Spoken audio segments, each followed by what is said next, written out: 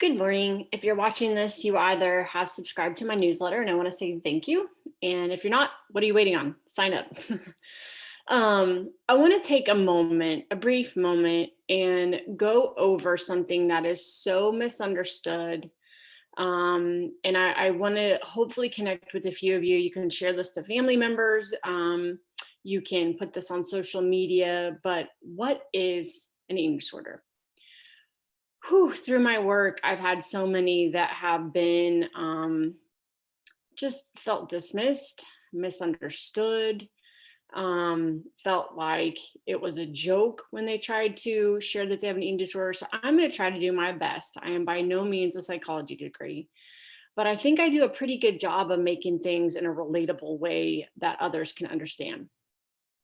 So when I think of an eating disorder, I think of it as a maladaptive way that the brain has tried to protect you. So when our brain assesses for danger, then it pulls into the back of the brain, which is fight or flight, and this typically makes us anxious. So anxiousness actually presents in many different ways for people. For some, it can actually kill all their appetite, make them not decide to eat at all. It can actually even make food taste bitter or have an off taste when you try to eat at that point. For others, it can actually make them their digestive tract, their hunger feel hyperactive, like ravenous. For some, it can make them fog out, or I kind of equate it to a panic attack in food. So these would be what we would have labeled as anorexia nervosa, which is where there is a lack of drive or desire to eat. And it can be centered around weight, but it's actually not directly around the weight. It's more the act of being in control.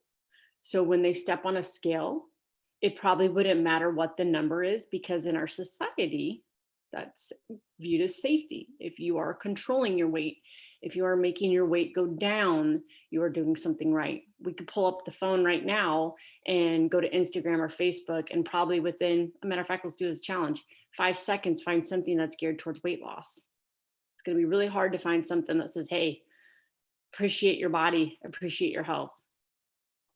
The second one that is a type of eating disorder is called bulimia nervosa, and that has been labeled as ravenous hunger. And so we know that there's area of the brain that gets ignited when it's eating, and so it's really hard to feel the presence of food in the stomach until it's very full.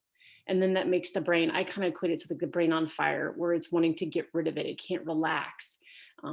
It gets euphoric when it finally gets rid of it. And bulimia can actually be by means of purging, through throwing up, by laxative. It also can be by exercise.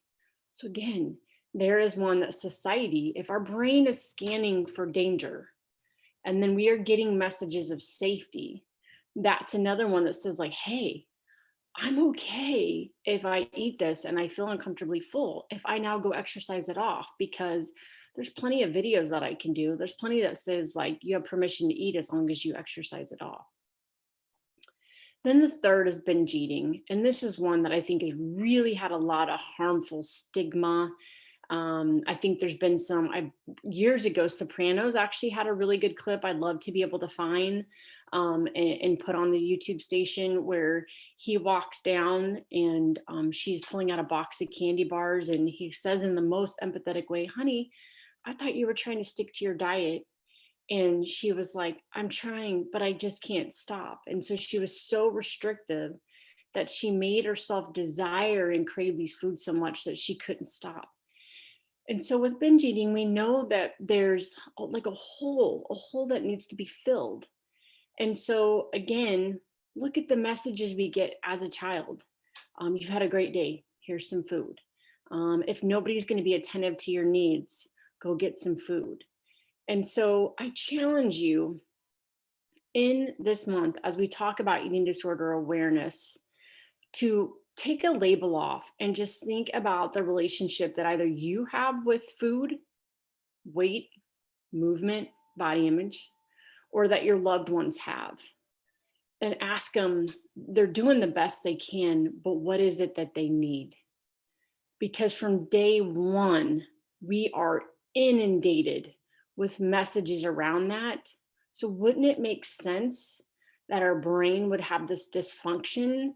Because if we're told those things give us security, they give us success, you are liked, you're honoring your health, why wouldn't our brain connect when we're scanning for danger and say, like, bingo, there's my safety?